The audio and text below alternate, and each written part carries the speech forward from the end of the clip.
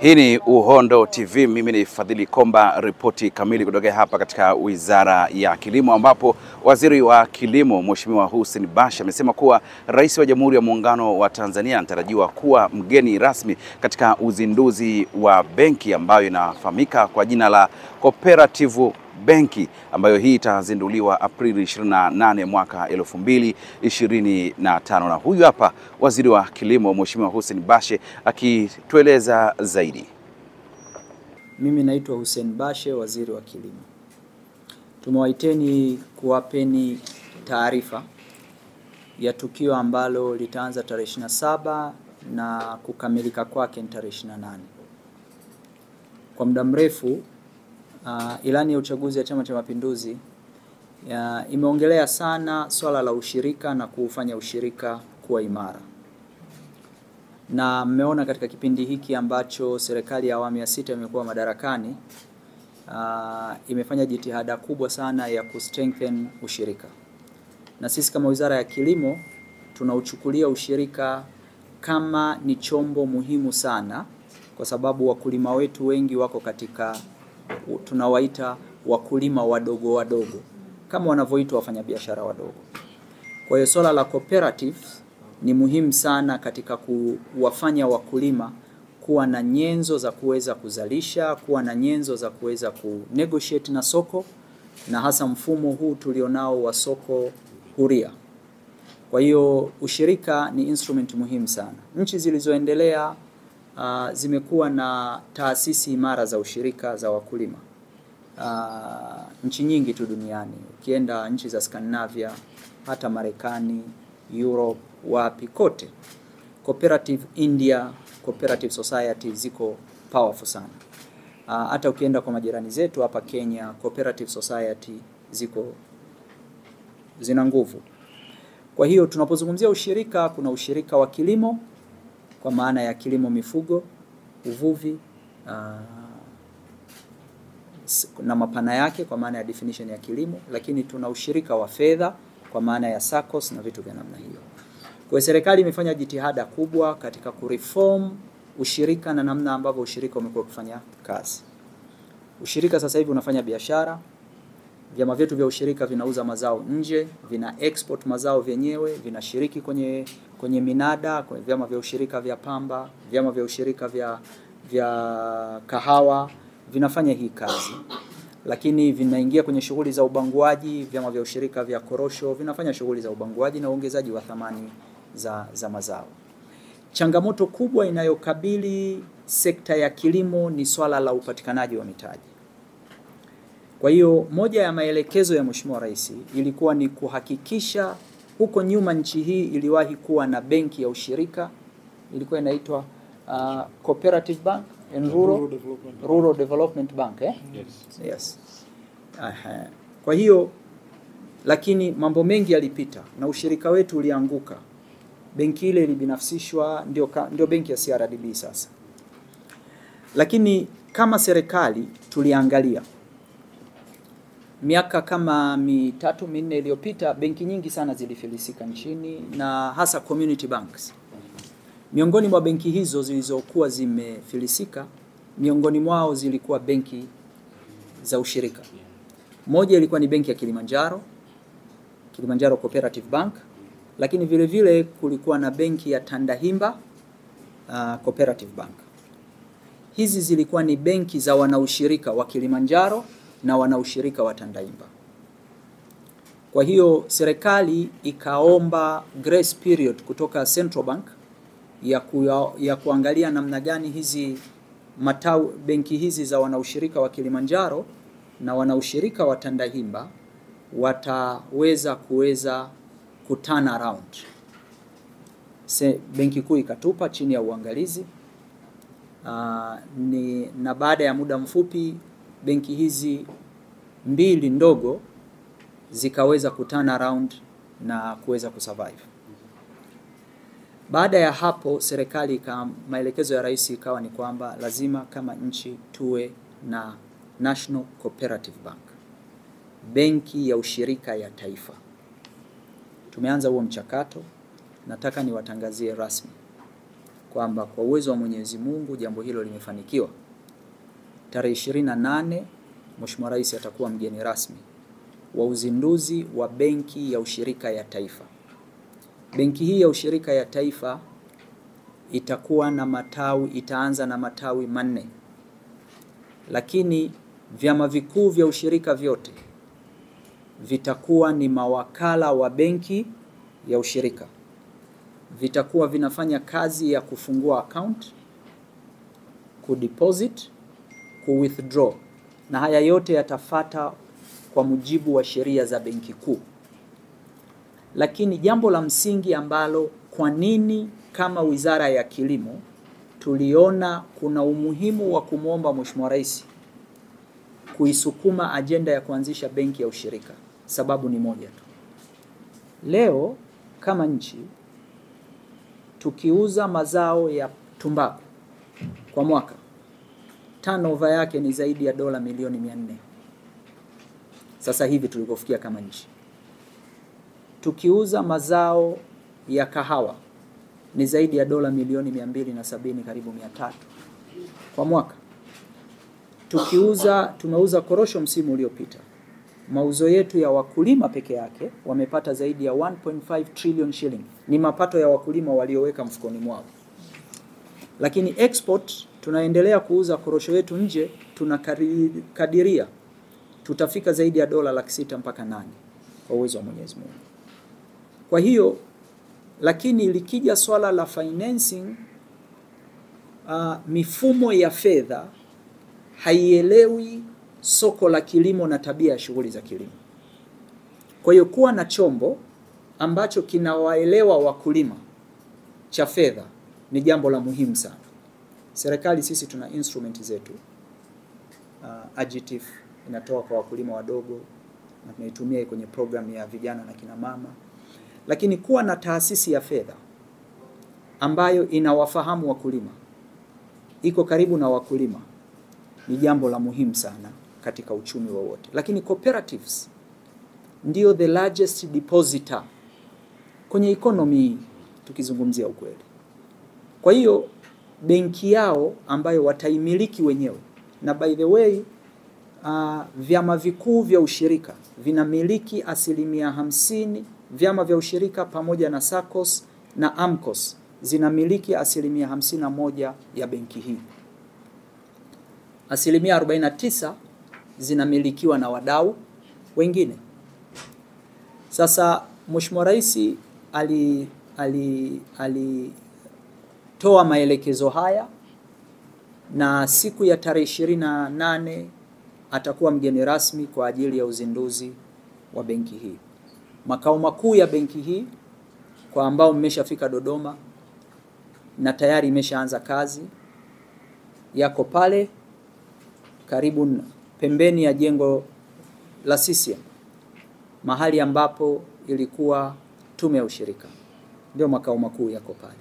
Branch nyingine itakuwa Mtwara, branch nyingine itakuwa Kilimanjaro, branch nyingine itakuwa Tabora, na branch moja itakuwa Dodoma. Lakini tunaenda hatua ya pili. Kutakuwa kuna branch Kagera, kutakuwa na tawi Mwanza, kutakuwa na tawi Dar es Salaam kwenye jengo kuu la ushirika pale ilipo CRDB. Tutakuwa na tawi pale pale na sisi kama benki ya ushirika.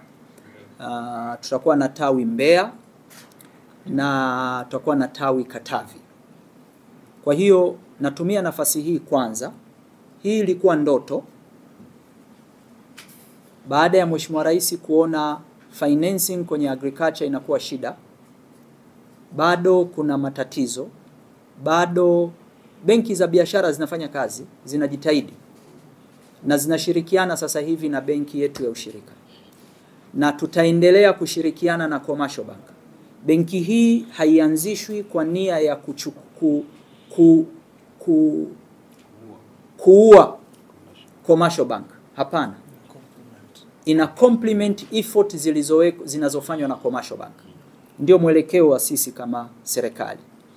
Kwa hiyo Mheshimiwa Rais atazindua hii benki. Benki hii itaanza na mtaji wa shilingi bilioni 55. Kwa hiyo ni moja kati ya benki kubwa. Ziko benki katika nchi hii zina mitaji midogo kuliko hii. Sawa? Kwa nataka tu niseme kwamba hatua ya pili tutakayofanya baada ya uzinduzi wa Mheshimiwa Rais na benki hii kuanza operation kwa mujibu wa utaratibu na sheria, tutalisti share kwenye soko la hisa kwa ajili ya kuwafanya Watanzania waweze kushiriki katika uchumi huu, Mtanzania mmoja mmoja. Kwa hiyo cha pili, nawashukuru sana vyama vikuu vya ushirika. Jambo hili tulivyolitangaza lilionekana ni wehu, haliwezekaniki.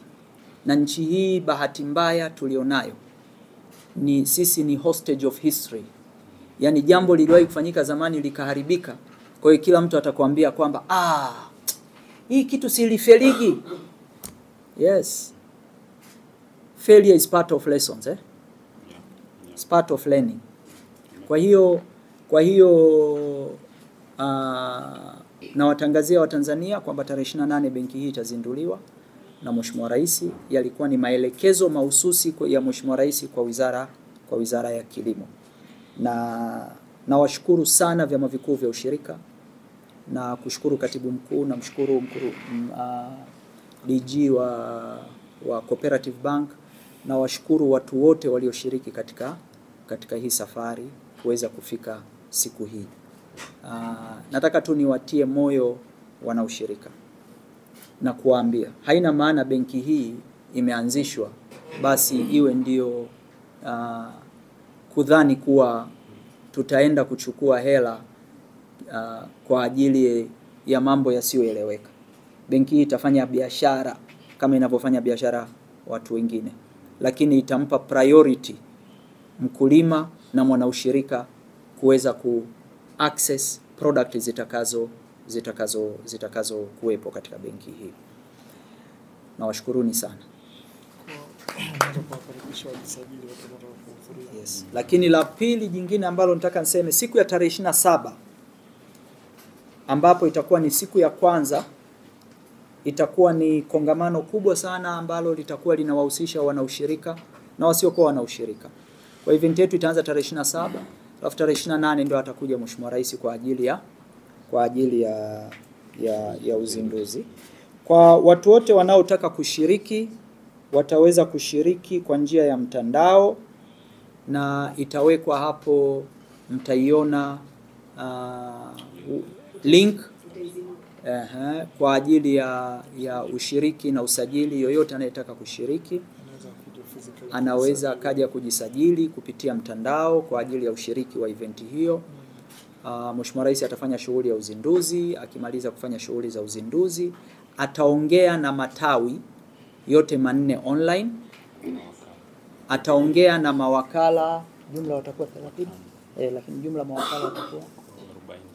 Kwa hiyo mawakala 40 wa kwanza ambao wanaanza kazi, lakini Mheshimiwa Rais ataongea na wachache kati yao. Sawa. Na hivi sasa ninavyoongea, mafunzo yanaendelea kwa ajili ya mawakala ambao watafanya shughuli za uwakala kwa niaba ya benki hii ya wakulima, na hii hai replace Tanzania Agricultural Development Bank. Na naomba nieleweke, inaenda kucomplement. Lakini la pili, kisera, Tanzania Agricultural Development Bank ni benki ya maendeleo ya kilimo, na mimi kama waziri ninaendelea majadiliano na waziri wa fedha na benki kuu. Nitawaomba rasmi kuifanya TADB ifanye kazi yake ya msingi ambayo ilianzishwa. Kwa sababu gani? TADB sio commercial bank, is a development bank, na sisi kama nchi tuna wajibu wa kuiwezesha TADB kuwa na mtaji wa kutosha, kuwa na uwezo wa kutosha, na kuweza kutoa long term financing kwenye sekta ya kilimo. Mikopo ya miaka 2, 3, 4 kwenye kilimo haiwezekani. Lazima kuwe na chombo ambacho kinatoa guarantee scheme, kinatoa financing za miaka 10, 15 kwa ajili ya kusupport sekta ya kilimo. Kilimo hawezi kurudisha fedha kwa mwaka 1, 2, 3 kama tunataka kwenda commercially kama taifa. Kwa hiyo majadiliano haya, nashukuru waziri wa mipango amekubaliana na hili. Tutapush agenda ya kuwa na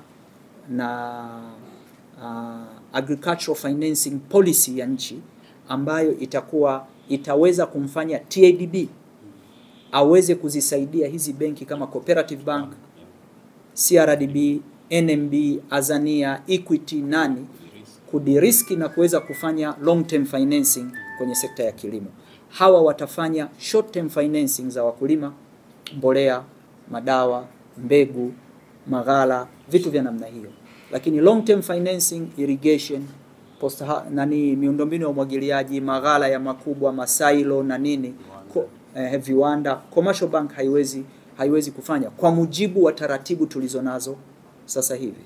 Kwa hiyo muhimu sana ieleweke, commercial banks zitapartner na cooperative bank, na ninatangaza rasmi na nitasema siku hiyo, mnunuzi yoyote wa mazao makubwa, kahawa, tumbaku, korosho, hatutampa leseni kama hana deposits na hana account na Cooperative Bank of Tanzania, kwa sababu haiwezekani wakulima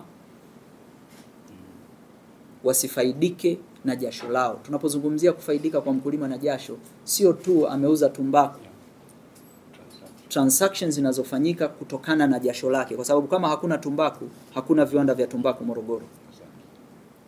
Kwa hiyo lazima hii kitu tunaianza, ni safari, na nataka niwaombe wa Tanzania, kwenye safari ya aina hii changamoto hazitakosekana, zitakuwepo, na ndio maana kuna serikali. Whatever situation itakayokuwa benki hii itakayokutana nayo huko mbele, serikali itakuwepo kwa ajili ya kuiprotect, kwa sababu ni lazima tuwalinde wakulima wadogo na vyama vya ushirika katika nchi hii, kwa sababu ndio njia sahihi ya kuweza kumsaidia mkulima mdogo kuweza kugrow na kuingia kwenye ulimwengu wa competition.